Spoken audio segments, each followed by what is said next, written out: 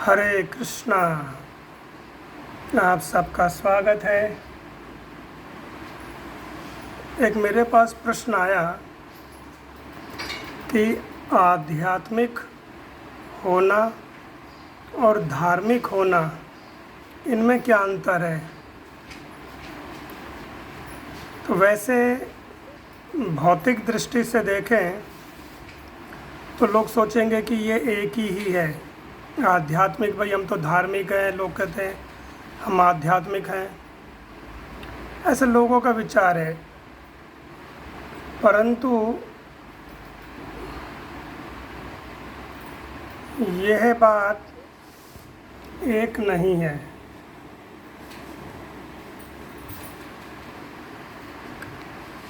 आध्यात्मिक और धार्मिक उसे कहते हैं कि जैसे लोग प्राय हम देखते हैं कि उनकी थोड़ी बहुत श्रद्धा होती है, भगवान के प्रति मंदिर चले जाते हैं, कभी गए कभी नहीं गए, कभी आकर के वो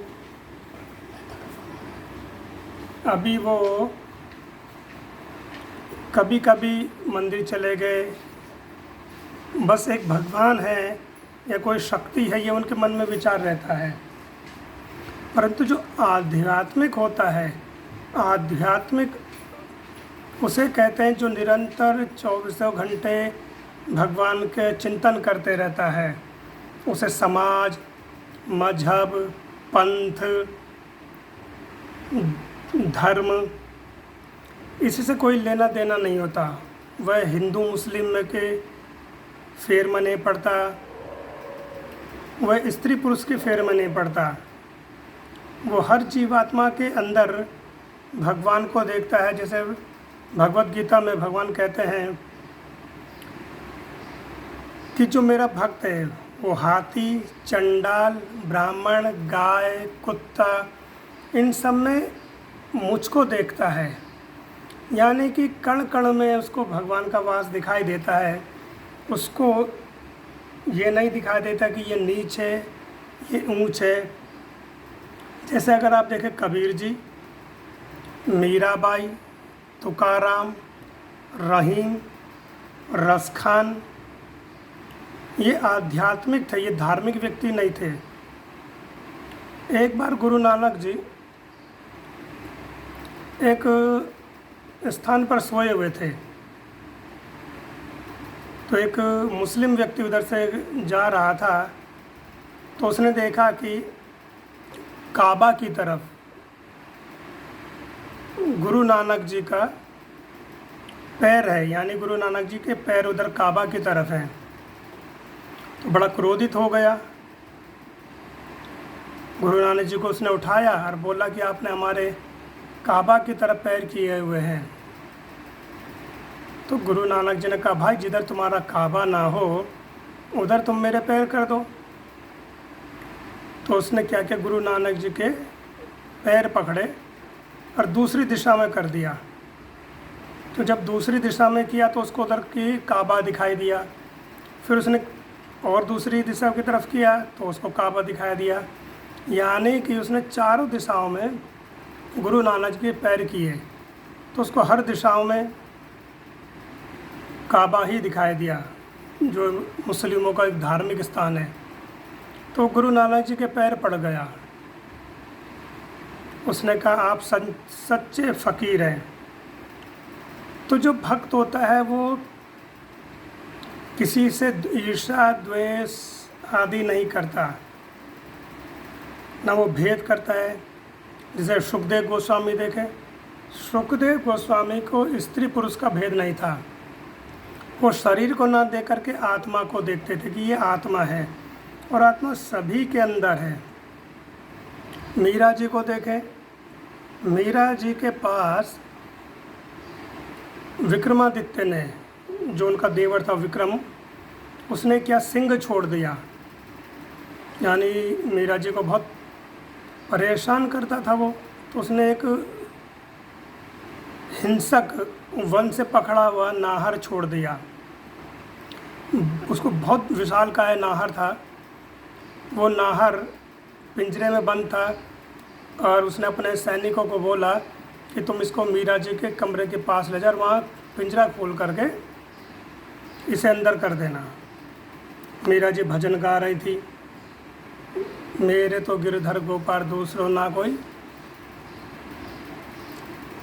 तो उन्होंने जो सैनिक थे पिंजरे का मुंह दर कर दिया और खोल करके भाग गए, क्योंकि हिंसक नाहर था, वनचर था वो। तो सीधा मीरा जी के जो कमरा था यानी कि महल में एक बड़ा हिस्सा मीरा जी के पास था, जहाँ पूजा करने बैठती थी, भगवान का विग्रह लेकर के बैठती थी। तो वो उस कमरे में घुसा, बड़ी दहाड़ मारी उसने जोर से। जितने सेवक थे, सैनिक थे, सब छिप गए। मीरा जी ने दहाड़ सुनी और देखा हिंसक नाहर गुर्रा रहा है उनकी तरफ और देख रहा है। मीरा जी मुस्कुराई, बोले हे नरसिंह देव, आप यहाँ भी आ गए। तो देखिए मीरा जी का भाव, मीरा जी का उच्च कोटि का भाव। मीरा जी ने थाली सजाई, दिया, रोली, पुष्प, पुष्पहार, कुछ मिष्ठान उसमें रखा और अपनी दासियों को बुलाया। तो सब डर रही हैं, बाईसा बाईसा हम नहीं आएंगी, ये हिंसक नाहर है, कोई किसी का पाला हुआ नहीं है। तो मीरा जी ने कहा, अरे तुम बड़ी बौरी हो, अरे बावली हो, ये नाहर कहाँ है, ये नरसिंह है। देखो मुझे तो नरसिंह देव ही दिखाई दे रहे हैं। और सबके सब डर के मारे इधर उधर छिपी हुई थी। मीरा जी गई, तिलक लगाया, पुष्प चढ़ाए, पुष्पहार चढ़ाया, उसकी आरती करने लगी उस नाहर की। तो जब सेविकाओं ने देखा तो उनके अंदर से भी भय समाप्त हो गया और वो ही पास में जा कर के खड़ी हो गई और वो मन मन में प्रार्थना कर रही हैं कि हे देव, हमारी बाईसा की रक्षा करिए। ये विक्रम बड़ा ही दुष्ट है, ये हर दिन कोई ना कोई योजना बनाता है, बाईसा को कष्ट देता है, उनको नष्ट करने के लिए कोई न कोई योजना बनाता है। मीरा जी ने उन्हें मिष्ठान खिलाया, सिर झुकाया कि हे प्रभु आशीर्वाद दीजिए। उस सिंह ने अपना पंजा उठाया और मीरा जी के सिर पर रख दिया और वापस दहाड़ता हुआ गया और जो सैनिक उसे पकड़ करके लाए थे उनको ही मार दिया और वहाँ से राजमहल से भाग गया। तो ये होती है आध्यात्मिक दृष्टि या आध्यात्मिक व्यक्ति। हम अभी आध्यात्मिक नहीं हैं, हम धार्मिक हैं कि हाँ भगवान है, पर क्या वो ऐसा दृढ़ भाव हमारे अंदर है?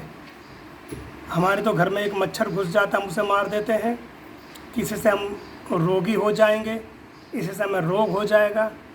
पर मीरा जी उस हिंसक नाहर के अंदर भी नरसिंह देव को देख रही हैं। विक्रमादित्य ने एक योजना और बनाई। उसने क्या किया कि बड़े बड़े झाप कहते हैं, लकड़ी की टोकरियाँ होती हैं, उसमें पुष्प ले जाते हैं। कुछ माता जी लोग अभी भी मंदिर जब जाती हैं तो अपना एक हिस्सा बनाया होता है उन्होंने। उसमें क्या करती हैं कि वो रोली, कलावा, दिया बाती ये रखती हैं। तो वो जो लकड़ी की झाप थी उसमें बड़े बड़े पुष्पहार विक्रमादित्य ने रख दिया और उनके अंदर बहुत विशालकाय भुजंग छिपा करके रख दिए। वो इतने विषाक्त थे भुजंग कि किसी को एक बार डस ले तो वो मर जाए तुरंत, इतने बड़े विशालकाय थे वो। उनको सपेरे के द्वारा पकड़ाया गया था, नीचे उनको दबा दिया और ऊपर बड़े बड़े पुष्पहार रख दिए और बोले जाओ ये मीरा जी को दे देना। और दासियों ने मीरा जी के पास रख दिया। मीरा जी भगवान की सेवा कर रही हैं, गिरधर गोपाल के स्तुति कर रही हैं। उन्होंने क्या किया कि पुष्पहार निकाले और जैसे पुष्पहार निकाले तो विशाल काय जो भुजंग थे फन फैला करके फुंकारने लगे। मीरा जी देख करके आनंदित हो गई, ओह मेरे प्रभु आज शेषनाग के रूप में आए हैं और वो फुंकार रहे हैं। तो मीरा जी ने उनको पुष्प चढ़ाया और उनकी स्तुति करने लगी। तो क्या हुआ कि वो जो विशालकाय भुजंग थे, फुंकार जो मारे थे, एकदम शांत हो गए। और उसमें से एक ने क्या किया, वो भुजंग रेंगता हुआ मीरा जी के गले में जा कर के लिपट गया, जैसे शिव जी के गले में नाग लिपटे होते हैं। सब चिल्लाने लगे, बाईसा बाईसा, ये भुजंग बड़े विषाक्त हैं, आपको डस लेंगे। मीरा जी कुछ नहीं बोली, बस मुस्कुराते रही। बोली मेरे प्रभु की लीला तो देखो। और वो जो भुजंग था विशाल का, वो पुष्पहार बन गया, मीरा जी के गले में पड़ा हुआ था। और जो दूसरा भुजंग था वो शालिग्राम शिला के रूप में बदल गए।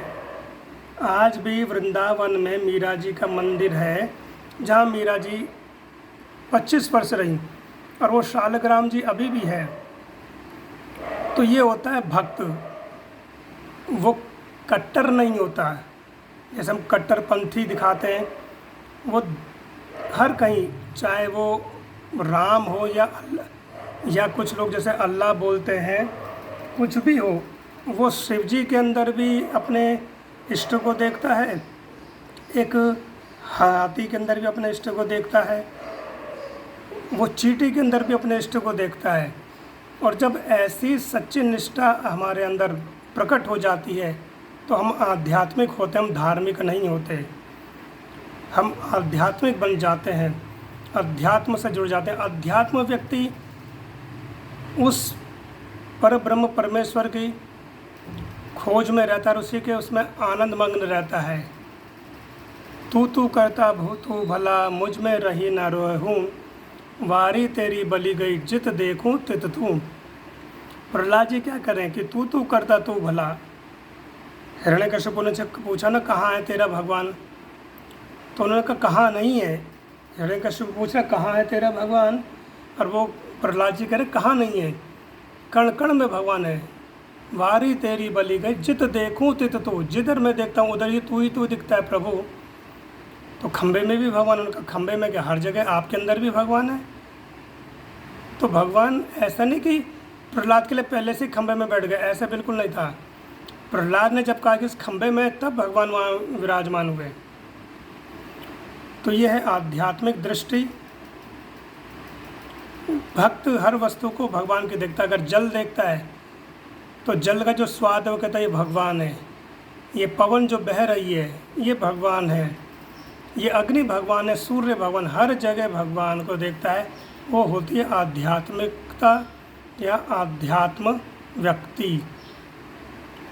धार्मिक व्यक्ति एक सोच के दायरे में रहता है, वो एक पंथ, एक मजहब, एक धर्म, एक प्रथा से बंधा होता है या चिपटा होता है। वो एक कुएं की मेंढक की तरह होता है।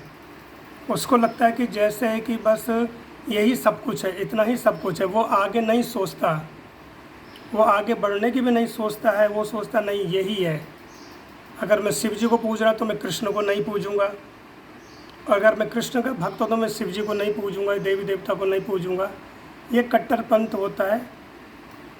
लेकिन आध्यात्मिक दृष्टि से जो पल्लवित होता है जीवात्मा, वो शिव जी के अंदर भी राम को देखता है, कृष्ण को देखता है, वो हर जगह भगवान को देखता है। उसकी जो अपने इष्ट के प्रति दृढ़ विश्वास होता है तो वो एक निष्ठता कहलाती है।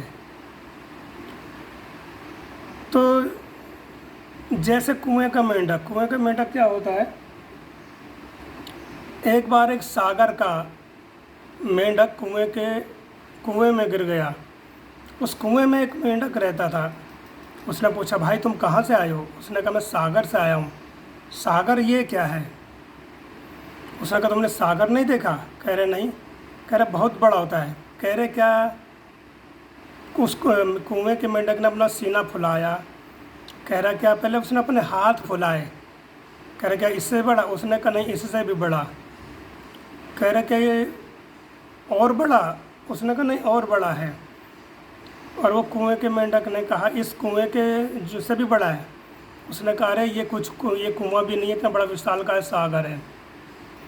तो वो अपना विशाल जो शरीर है वो फुला रहा था कुएं का मेंढक, कह रहे क्या इतना बड़ा होगा तुम्हारा सागर? उसने कहा नहीं और बड़ा है, इससे और बड़ा। तो वो और फुलाता रहा और वो एकदम से फट गया उसका शरीर, वो मर गया।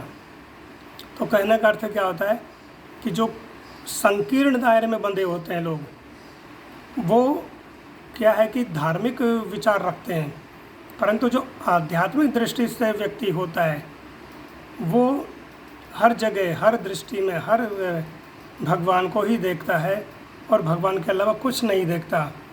वो देखता मेरी पत्नी तो ये भी भगवान का अंश है, मेरा पुत्र पुत्री माता पिता जो भी हैं वो भगवान के ही अंश हैं, इनमें कोई भेद नहीं है।